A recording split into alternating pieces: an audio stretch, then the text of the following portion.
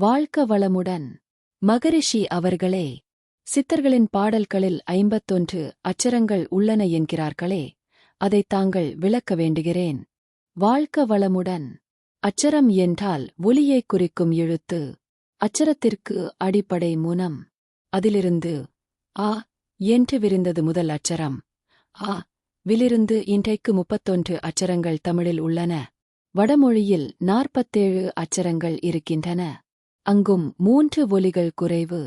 அதனால் அவர்கள் அராபியிலிருந்து அந்த ஒலியை எடுத்துக்கொண்டு அதுபோன்ற சில எழுத்துக்களைக் கண்டுபிடித்துச் சேர்த்துக் கொண்டுள்ளார்கள். அதையும் சேர்த்தால் 50 அச்சரங்கள் வந்துவிடும். இந்த 50 அச்சரங்களைக் கொண்டு எல்லா சப்தங்களையும் இழுத்திவிடலாம். இந்த 50 ஒலிகளிலும் கூட சில ஜீவன்களின் சப்தத்தை இழுத்த முடியாது.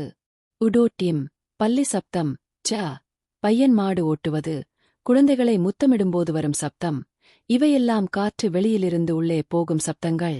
அதனால் இவைகளை இழுத்த முடியாது.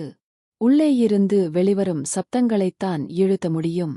இந்த 50 அச்சரங்களுடன் ஓம் என்ற மோன ஒலியும் சேர்த்து 51 அச்சரங்கள் ஆக்கியுள்ளார்கள். வாழ்க்க வளமுடன்.